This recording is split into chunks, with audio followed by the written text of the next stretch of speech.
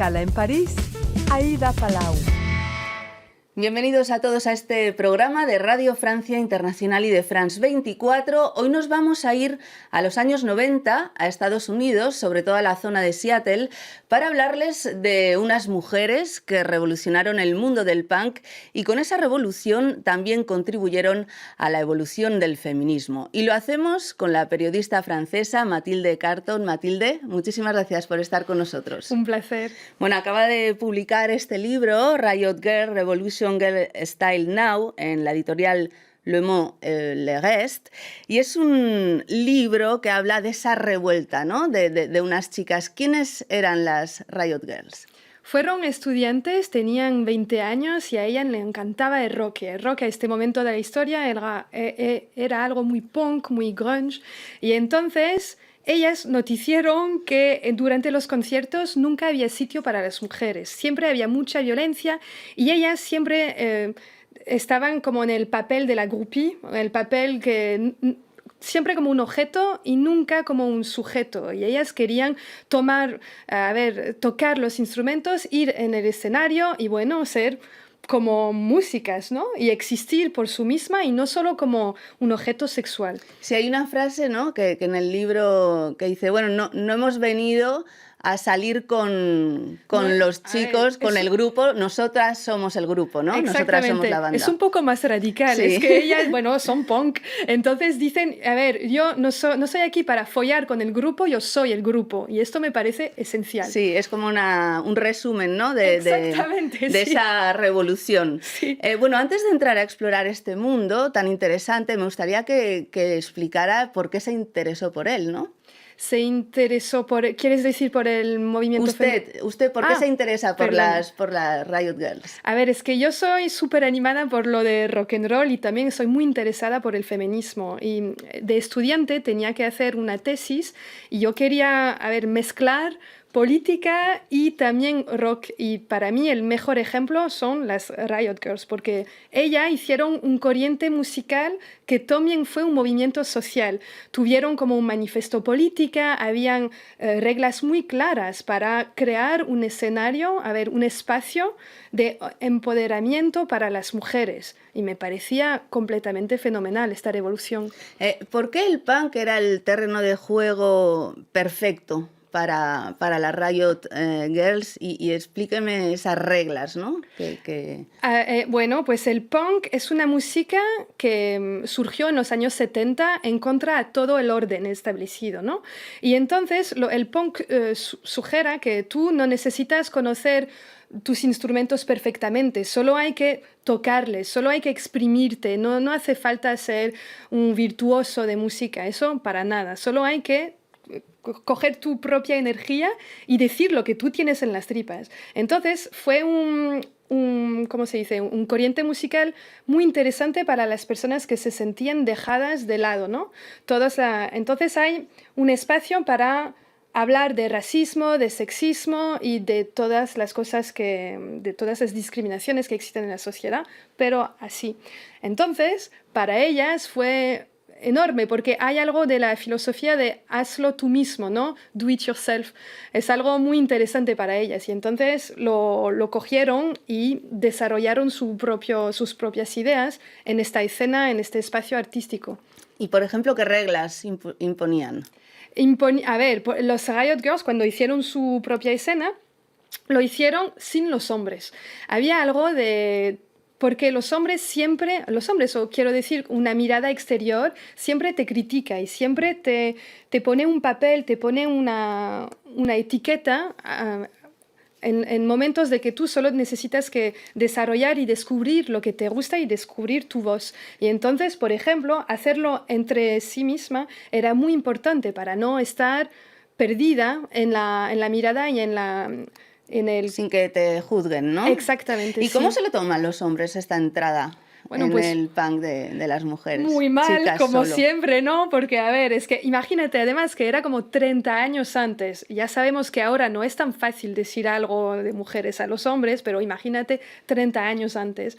Y entonces, cuando ellas, por ejemplo, un grupo de los más importantes de este movimiento se llama Bikini Kill, y cuando Bikini Kill entra en el escenario, siempre dicen, oye, las chicas al frente y los chicos detrás. Y a ellos no les gustaba mucho este tipo de geografía en la fosa, ¿no? Era algo muy... Entonces, había mucha resistencia de la parte de los hombres, muchas también amenazas de muerte, hubo muchas agresiones también, bueno, fue muy difícil y muy violento, en serio. Bueno, pues si le parece vamos a ver y a escuchar uno de esos conciertos, ¿no? De Bikini Kill con la cantante Kathleen Hanna al frente. Sí.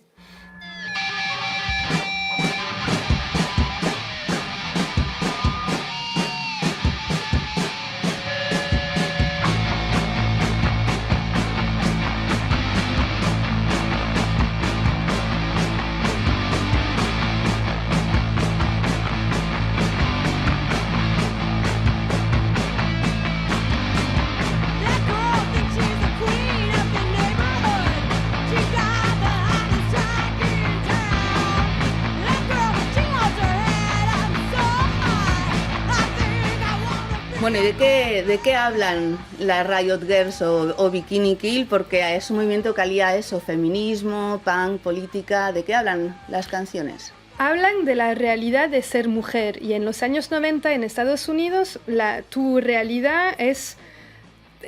trata mucho de agresiones sexuales, trata de violaciones, trata de una realidad muy concreta que es esta durante un momento de la política americana donde solo se trataba de postfeminismo, como si el feminismo no era importante a este momento, como si ya las mujeres tienen derechos y además... Como si se hubieran superado ya, ¿no? Exactamente, pero bueno, la realidad es que no, porque, a ver, dentro de un rapport, dentro de... Una relación.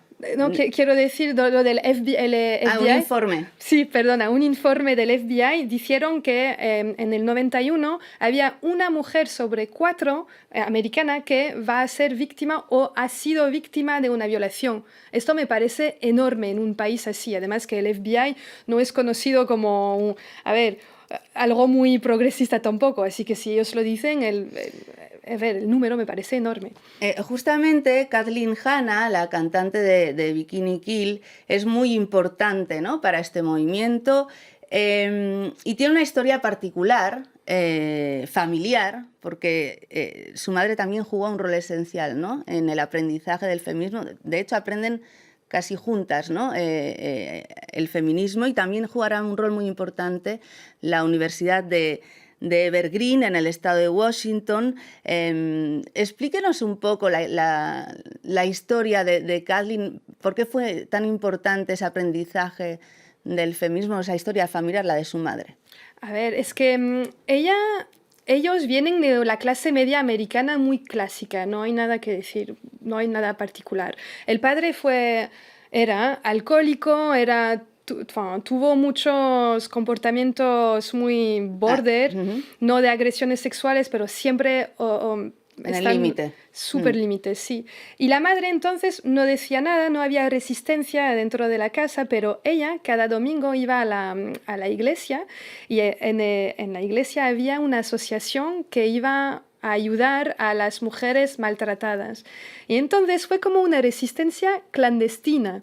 La madre siempre iba, y bueno, y hablando con estas mujeres, le pusieron ideas, quiero decir, le pusieron una curiosidad para entender por qué estas cosas suelen pasar, por qué los hijos también son víctimas de ese tipo de violencias. Y entonces ella leyó muchos libros, muchas teorías feministas, y en un momento tuvo como una epifanía, como de, esto no puede ser. Y entonces dejó el marido y se fue de manifestaciones, de protestaciones feministas con Kathleen de pequeña a ver a Gloria Steinem, por ejemplo, que es una figura muy importante del feminismo americano, y Kathleen se acuerda de este primer momento como algo muy especial, porque por la primera vez estaba alrededor de mujeres y solo mujeres, hablando con animación, con ánimo, con mucho amor también de lo mejor que puede pasar si solo nos juntamos. Había algo muy fuerte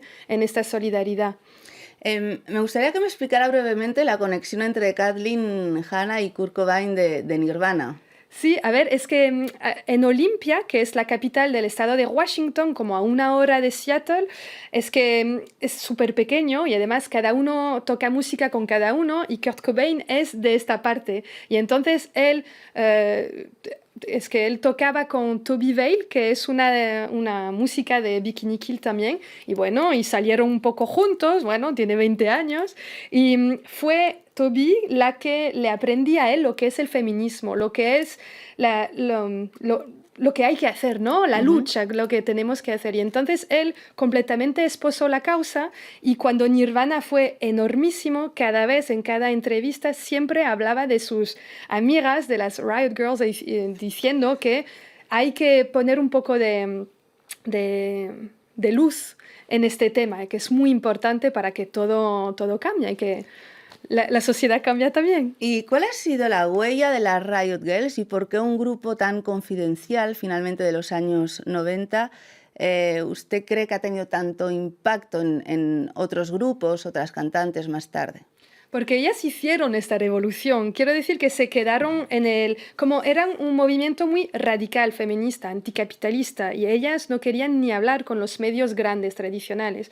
Pero sus ideas de revolución se mudieron en la cultura popular americana.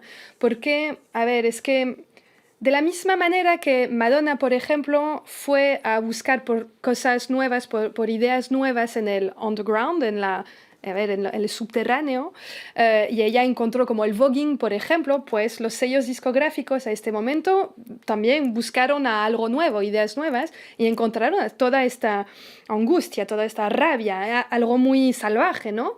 Y lo cogieron este espíritu y lo pusieron en nuevos artistas. Por ejemplo, Alanis Morissette, que su álbum que se llama Jagged Little Pill fue vendido a 30 millones de discos en todo el mundo, fue absolutamente enorme. Y la primera vez que su primera portada de Rolling Stone americano había escrito Angry White Female, la mujer blanca enfadada. Así que este arquetipo nació en el underground, nació con las Riot Girls y después fue destacado por el mainstream y esta idea, bueno, la cantamos todos en nuestros coches y todo, ¿no? Es algo que fue cogido de este tema y que ahora está puesto así.